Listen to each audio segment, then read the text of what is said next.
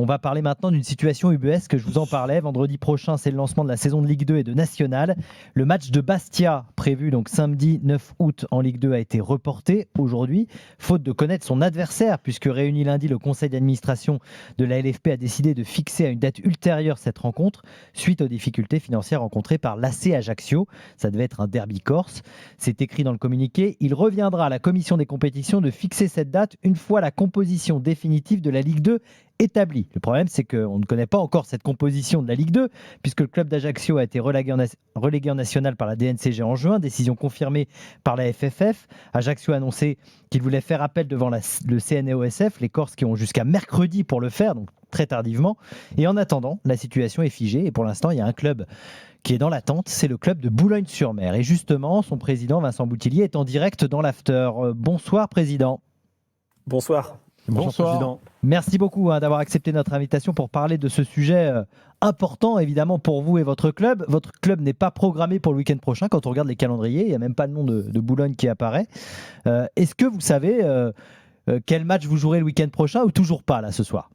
Oh, j'aimerais bien vous le dire. Ça fait des semaines qu'on demande un peu des éclaircissements et aujourd'hui, on est programmé nulle part. Pire que ça, enfin, vous avez souligné le fait qu'on n'était pas dans le calendrier de la Ligue 2, mais on n'est pas dans le calendrier non plus de la Nationale. Ouais. Donc là, aujourd'hui, Boulogne-sur-Mer, malgré ses résultats, est un ovni du football français. Et on ne vous a rien dit jusque-là. Aujourd'hui, vous avez appris que le match, justement, était reporté, ce match de Bastia. Alors, je l'ai appris sur Twitter, pour tout vous dire, en fait. Ah oui. En effet... C'est fou. C'est lunaire. C'est incroyable. Mais c'est irrespectueux possible. Moi, je laisse finir le président. Personne ne vous a prévenu de cette décision. Non, bien évidemment, j'étais quand même en échange avec la Ligue et la Fédé, mais aujourd'hui, je l'ai appris par Twitter, en fait. Donc, nous, on se préparait à passer la DNCG ces derniers jours. Les décisions d'Ajaccio ont fait que malheureusement, aujourd'hui, on ne peut pas passer la DNCG, mais je l'ai subi, je l'ai lu en même temps que vous sur Twitter, ce qui est dingue, parce que derrière ça, vous savez, on est un club même amateur aujourd'hui, et c'est tout l'enjeu de passer professionnel, mais on est amateur avec une cinquantaine de salariés. C'est tout le national. Et il faut respecter nos clubs. Nous, aujourd'hui, on n'a rien demandé. On a été nous dire le 15 juillet, vous voyez, avec la rétrogradation d'Ajaccio, vous êtes repêché en Ligue 2. On s'est mis en ordre de marche pour le faire. Mais aujourd'hui, honnêtement, tout le monde doute. Et tout le monde est anxieux dans le club. D'ailleurs, président, incroyable. Je me permets de vous couper, excusez-moi. Par rapport à la constitution de l'effectif, il y avait plan A, plan B, National Ligue 2 déjà ou pas en amont ? Oui, vous connaissez bien le football. Vous imaginez bien que par rapport à la division, on doit ajuster. Et pour aller au fond de votre question, c'est qu'aujourd'hui, on est incapable de pouvoir ajuster un effectif. Alors, on a pris des risques, bien évidemment. On a avancé parce qu'on nous a dit que, bien évidemment, il y avait de grandes chances qu'on soit en Ligue 2. Donc, notre rôle, c'est également de préparer le club et de prendre des risques. Donc, on a pris des risques. Mais aujourd'hui, on n'a jamais pu... je dirais préparer notre équipe à 100%. Non, mais surtout qu'en plus, vous avez perdu quasiment vos 3 atouts offensifs. Moi, je vous ai pas mal regardé parce qu'il y a le petit Averlan qui est parti à Amiens. En fait, il vient de mon club formateur. Donc, c'est vrai que je vous regardais avec un œil tout particulier. Mais Jean Vercruis est parti au Mans. Rambaud est parti à Annecy. Averlan est parti à Amiens. C'est aussi en fait des joueurs qui partent chez vos futurs concurrents parce qu'on souhaite bien évidemment que vous soyez en Ligue 2. Donc, et je peux vous dire, c'est intéressant ce que vous dites parce que je peux vous dire que moi, je les ai eus en larmes dans l'avion en rentrant de Clermont. Et ils m'ont dit, si on est en Ligue 2, on reste chez vous. C'est incroyable. Et nous, on n'a jamais été dans la possibilité de les garder, ces joueurs-là. Et je peux vous dire que vous n'aviez pas le discours pour les conserver. Malgré la qualité de votre entraîneur, Fabien Degnaud, qui fait des miracles. Mais c'est absolument incroyable. Surtout que, en fait, moi, il y a 2 choses que je voudrais préciser. La première chose, c'est que Bordeaux avait déjà été exactement dans la même situation, sauvé devant le CNOSF à 3 jours de son premier match contre Valenciennes il y a 3 ans. Et ensuite, les problèmes de l'AC Ajaccio, on en parlait en off avant l'émission avec Greg, mais ils n'ont pas commencé hier. Non, ça remonte à vous vous rendez pas compte qu'ils étaient sur le point de se faire racheter par un avocat catalan et maintenant l'AC Ajaccio a porté plainte contre cet avocat catalan qui aurait sorti de l'argent du club pour rémunérer un agent alors qu'il en imitant la signature signature d'un signataire de la C Ajaccio pour rémunérer justement un agent dans le cadre d'un potentiel recrutement. Mais on marche sur la tête, la C Ajaccio. Mais je ne sais même pas, en fait, ils veulent faire appel de la décision pour rester en Ligue 2. Je pense qu'ils n'ont pas les moyens de rester en Ligue 2. Ils disent en tout cas qu'ils ont peut-être potentiellement de l'argent qui va arriver. Mais voilà. ils ont rien, la C Ajaccio. Je vous arrête tout de suite. Vincent Boutillier, président de aujourd'hui. Là, il faut parler de Boulogne, en fait. Je vous arrête tout de suite là-dessus parce que parce que vous évoquez ce sujet-là, mais parce que voilà, bien évidemment, j'ai préparé également et j'ai essayé de comprendre la situation pour embarquer le club vers la bonne division. Mais ce sujet de dire que Ajaccio aujourd'hui aurait trouvé un repreneur, etc., c'est hors sujet. C'est complètement hors sujet. C'est que le CNOSF va juger une décision de la DNCG du 15 juillet. Donc, juste le fait de dire qu'aujourd'hui, il y a éventuellement un autre preneur, etc., mais surtout que devant le CNOSF, on n'a pas le droit d'apporter des éléments nouveaux. On n'a pas le droit d'apporter des éléments nouveaux devant le CNOSF. Normalement, entre la décision d'appel et le CNOSF, il n'y a pas d'éléments nouveaux. C'est ce qui rend la situation encore plus ubuesque, Vincent Boutillier, parce que justement, Ajaccio a, je le disais, jusqu'à mercredi pour faire potentiellement appel devant le CNOSF. Déjà, cette date, elle est assez dingue, puisque j'aurais dû attendre on l'a dit, vendredi, voilà, il y a le match. À la mi-temps du premier match, ça aurait été... Il y a la reprise de la Ligue 2 et du National. Donc, évidemment, en termes de timing, c'est catastrophique. Moi, j'aimerais revenir quand même sur un point, Vincent, parce que vous l'avez dit sur ces joueurs qui ont quitté votre club en larmes et que vous n'avez pas pu retenir, et ça c'est tout à votre honneur parce que vous leur avez dit que vous ne pouviez pas leur assurer que vous seriez en Ligue 2, hein. C'est comme ça que ça s'est passé. Évidemment, ouais, exactement, c'est comme ça que ça s'est passé. Je ne peux pas jouer avec la carrière d'un joueur, on a été dans l'incertitude, la preuve en est c'est qu'aujourd'hui on l'est toujours. De pouvoir évoluer en Ligue 2. Je ne peux pas regarder un joueur dans les yeux en lui disant reste à Boulogne, on sera en Ligue 2. Certains l'ont déjà fait, hein, donc c'est tout à votre honneur. C'est pas ma marque de fabrique, vous savez. Vous avez des valeurs, ok. On a quelques valeurs, on les prône et ça fait qu'aujourd'hui, on est sur le point d'avoir 2 accessions de suite. Donc, vous savez, on va rester sur nos valeurs.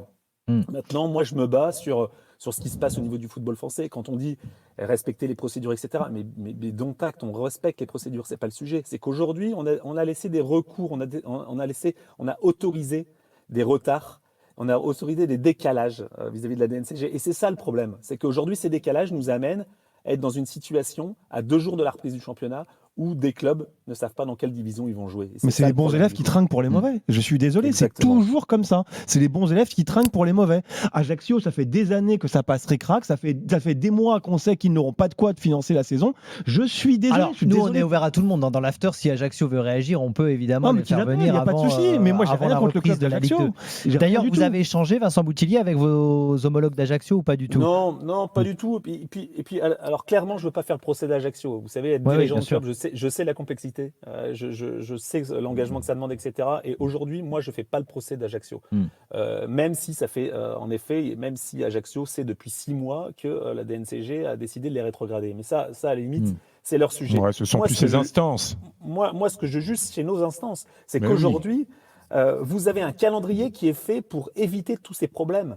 Mais en fait, le calendrier ne vaut rien, puisque avec les recours, avec les autorisations de décalage, à 1 semaine du championnat, vous avez un US Boulogne qui ne sait pas où il va jouer demain, et c'est ce qui m'importe, moi. Ouais, et justement, qu'est-ce que vous dites alors à vos joueurs actuels, à l'entraîneur aussi? Comment on fait pour préparer un match qui, pour l'instant, est un match fantôme, puisque vous ne savez pas ce que vous allez faire? Là, pour le coup, on ne peut pas le préparer, ce match. C'est impossible, j'ai tout tenté, je n'ai pas dormi, j'ai essayé des trucs, etc. Ça ne marche pas.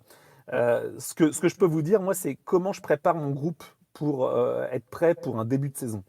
Et j'ai pris le risque, il y a 15 jours, ce que je ne voulais pas faire, j'ai pris le risque en disant, les gars, vous allez jouer en Ligue 2. Vous allez jouer en Ligue 2. Vous vous êtes positionné. Il faut qu'on ait à un moment ou à un autre le degré d'exigence pour jouer sur cette division-là. On était fait pour ça, on a été sur le podium du National tout au long de la saison, on le mérite. À un moment sportivement, on est légitime. Et vous avez été excellent en barrage aussi, il faut le noter. Vous avez vraiment plus que rivalisé. Encore une chose, sur le barrage, on a joué 3 jours après notre dernier match de championnat, alors que le club de Ligue 2 a joué 10 jours après son dernier match. C'est pas tout à fait équitable, mais bon. Ça, c'est un autre débat, oui. Je suis d'accord avec vous. Je ne reviendrai pas là-dessus. Et la preuve en est, c'est qu'on a été bon au match retour. Mais bon, bref. Mais là-dessus, pour répondre à votre question, moi, je les ai préparés à la Ligue 2. Et les scénarios, à la limite, de se dire, on a raté le premier match, qui est déjà pénalisant pour nous, de Ligue 2, il n'est rien par rapport à dire à mes joueurs dans une semaine, les gars, vous restez en national. Si c'est le cas, je peux vous dire un truc, c'est une catastrophe pour Boulogne. C'est une catastrophe. J'arriverai pas à les relever, c'est sûr. C'est pour ça que c'est très risqué effectivement de mais dire vous n'avez pas le choix. aux joueurs vous êtes en Ligue 2. Mais la question c'est justement c'est un discours de si finalement Vincent Boutillier vous vous retrouvez en national, est-ce que vous avez prévu potentiellement des recours devant la justice, essayer de voir comment faire? Est-ce qu'il y a des possibilités là-dessus? Une chose est sûre, c'est que j'ai repris le club il y a 2 ans et demi pour essayer de le faire évoluer, de le sortir d'une ornière, etc. On est arrivé aujourd'hui, je ne lâcherai pas le club. Et donc, ce qui est sûr, c'est que je me battrai pour les intérêts du club jusqu'au bout. Voilà, vous comprendrez ce que vous allez comprendre. Et les pouvoirs publics, en plus, sont de votre côté. Je crois que le maire, en fait, s'est indigné aujourd'hui. Ils vont faire des efforts, en fait, pour trouver un accord sur le stade de la Libération. Donc, tout le monde est derrière vous, en plus. Mais tout le monde est derrière nous, parce que bon, on s'est rendu légitime en 3 ans, quand même. Mais sachez que pourquoi le maire est derrière nous, c'est parce qu'on a fait bosser le maire fin mai pour que notre stade puisse être homologué T1, c'est-à-dire qu'on puisse jouer en deuxième division, en première division. Et pour ça, on a dû faire 800 000 € de travaux. Parce qu'on nous avait dit, préparez-vous, etc., il y a des risques au-dessus, etc. Je n'avais pas le droit, en tant que présidente, de ne pas être prêt pour jouer en Ligue 2. Je ne pouvais pas le faire après ce qu'on avait démontré, après ce qu'on avait fait. Et donc, on a pris le risque avec le maire, et je pense que ce n'est pas un risque, mais c'est plutôt être responsable. Oui, c'est ce que j'allais dire. De faire tous les travaux pour homologuer notre stade, qui est aujourd'hui homologué, puisqu'on a la lettre de la fédération, comme quoi notre stade est homologué. On est prêt à recevoir le premier match de Ligue 2. Vous avez fait le nécessaire. Maintenant, il y a des paramètres que vous ne contrôlez plus, malheureusement. Exactement. Exactement. Donc voilà, on voulait faire un éclairage évidemment sur le club de l'US Boulogne. On va vous remercier, Vincent Boutillier, d'être passé, évidemment. La suite, c'est quoi? Est-ce que vous allez maintenant réclamer, appeler? Je ne sais pas qui on appelle d'ailleurs dans ces cas-là, Vincent Boutillier. Est-ce qu'il y a quelqu'un qui vous répond pour dire nous, on aimerait bien savoir ce qu'on fait l'année prochaine? Non, on nous répond parce que vous savez, j'ai travaillé sur la mise en place de la Ligue 3. Donc aujourd'hui, j'étais à la Fédé. On a des bons rapports. Donc vous avez quand même parlé. On nous répond. Mais on nous répond quoi? Néanmoins, on nous répond, mais on ne donne pas de réponse. Moi, à un moment ou à un autre, répondre, c'est bien beau, mais moi, ce que je veux, c'est qu'il y ait des engagements pour mon club et des réponses. Je n'en ai pas à ce jour, à 1 semaine de la reprise du championnat. On est dans la 2e division d'un des championnats les plus forts en Europe. À un moment ou à un autre, il faut reprendre un peu de recul de ce qui se passe aujourd'hui dans notre 2e division. C'est fou.